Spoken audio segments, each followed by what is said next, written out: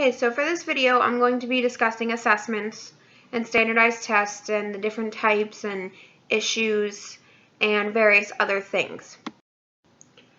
So there are three types of psychological tests that they use for infants and young children, and those tests are intelligence tests, achievement tests, and aptitude tests. So the achievement test is a basic measure of the children's skills, like mathematics, reading comprehension, or their reading level. An aptitude test measures the results of both general and incidental learning and predicts future learning. Intelligence tests just assess the overall intellectual functioning of a child. Now, when it comes to these types of tests, I see them more as assessments where, a teacher will do like a daily observation, or they'll just observe this without writing anything down. It's just common stuff that you would see day in and day out in the classroom. So for me, I don't see it really as a test. I see it as what we as teachers are trained to look for and to assess and write down what we see.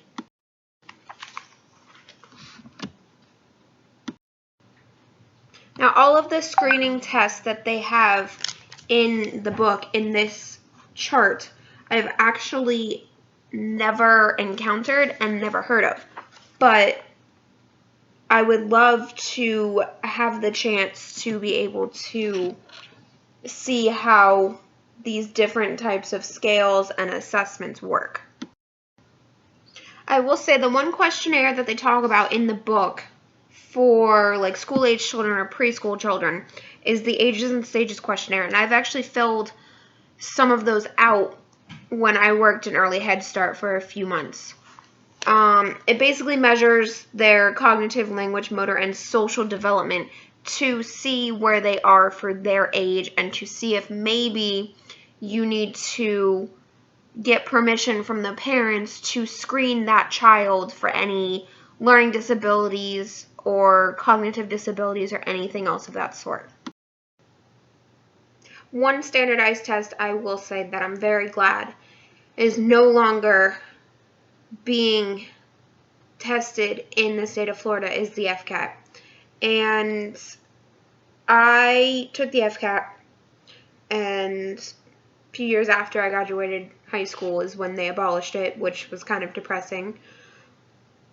I did not like it whatsoever because what the teachers would teach you wouldn't actually be on the FCAT. Like, for instance, in 11th grade, I took the science FCAT. It was the first year, 2008 to 9, that they were doing the science FCAT. They were testing it out. And so my science teacher was teaching us everything that was supposed to be on there. I went into the test being like, okay, I'll know some of the stuff on there. And it turns out none of it was on the test. So I Christmas treed the entire thing, and I slept through the rest of it. But since that was the first year of the test, there was no downfall to failing. So if you didn't fail at my school, you didn't get the incentive, which was off-campus lunch once a month. I mean, that's not that great of an incentive, to be honest, but that just goes to show you how little they cared about teaching us new testing and everything else. In relation to Chapter 3, something that is still challenging or confusing for me to get my mind around is all of the testing we put these children through, especially in elementary school, because at infancy and toddlers, preschool, they don't know that they're being tested because it's not put in front of them black and white. The teachers are the ones that are administering the challenges and everything to test these children. So most of the time it's just a game to them. It's a fun way to learn.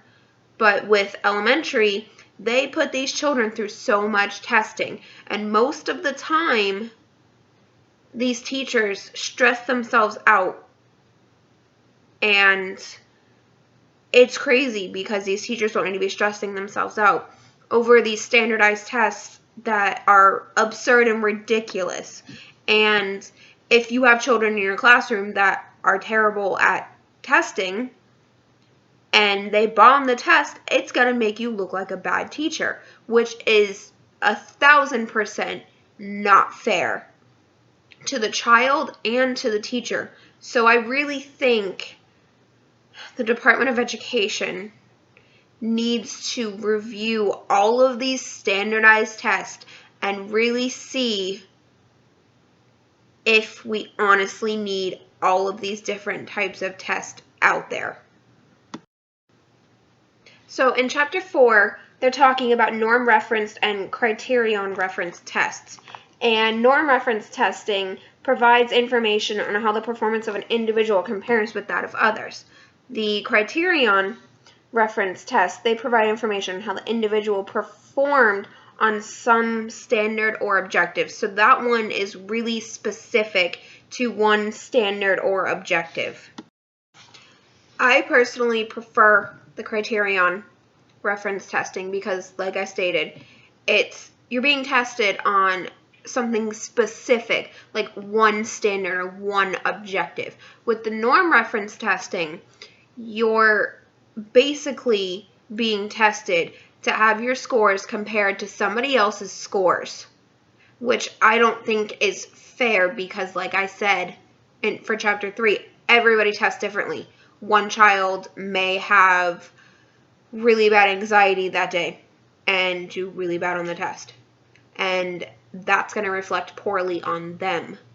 But it's not their fault. They just had a moment where they blanked out. Looking at the uses of criterion reference tests with school-age children, I see a sample of a developmental screening instrument called Early Screening Inventory, which is this chart. And it's very similar to what I used in the 2- and 3-year-old classroom when we thought we had a child that might have a behavioral problem or might need to be screened for a learning disability or language disability. What I like about this is they really go in detail about different tasks and abilities that the child can or cannot do, depending on what they already know. So, for instance, they want them to put 10 blocks on a piece of construction paper. So they want them to build a tower and use all the blocks. Now, most children should be able to do this, no problem. But this is a great way to really look at their visual motor and also their fine and gross motor skills, because you don't know where they could be at their age. They could be having fine and gross motor delay. The other one on here is the number concept for language and cognition. They want them to count the blocks and point to each one and count out loud so that the teacher can hear. And this sheet is specific for 4.6 to 6-year-olds. So at this age, they should be able to count to 10 and point to each block. But some children, this is not only language and cognition, this is also visual. Some children, once they point to a block and say 1, and they have to do that extra motion to point to the second one, they may have already forgotten what number they just said. With the norm reference testing, when you get your scores, for instance, in the book, it states that for like a result in social science, the norm reference only shows the result of the overall group, whereas the criterion referenced will break it down into, say, 8 subcategories like the book mentions, and will go into more detail and be super specific about where your strengths and your weaknesses are so that you can better work with them with your teacher. The book mentions some advantages of standardized tests, and I will say there's one that I do not agree with, and this is validity and reliability. It states that validity establishes whether a test measures the characteristics it was designed to measure. So if the test is designed to measure intelligence, does it actually yield results that show the child's level of intelligence? Like I've stated previously, it's not going to be completely valid, especially if the child didn't get enough sleep, didn't eat breakfast, felt confident going into the test, and then all of a sudden looked at the test and blanked out or realized that they forgot what they were taught. So that can't, that can't be used for validity or reliability, because say that student is a great test taker and that test they completely bombed. How are you going to validate their level of intelligence based on that one single test? The other thing that I'm reading about standardized testing is measurement limitations.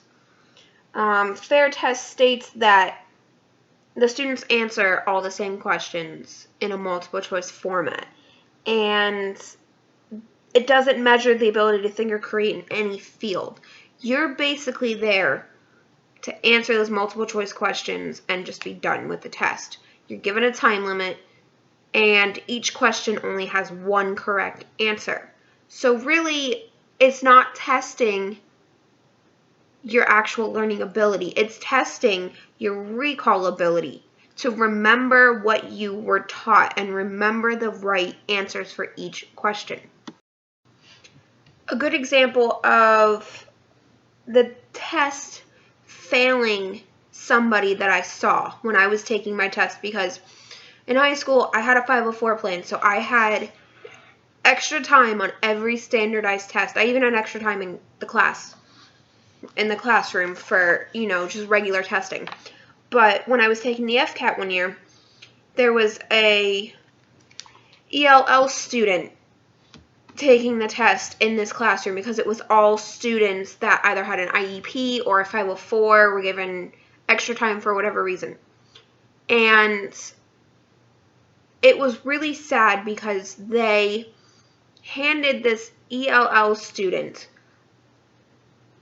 an English to Spanish dictionary, and that was how they were supposed to translate their test.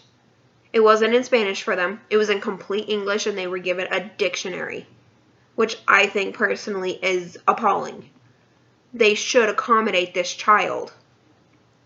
Even though they know English, there are a lot of words on these standardized tests that are big words that a lot of us have not even heard of.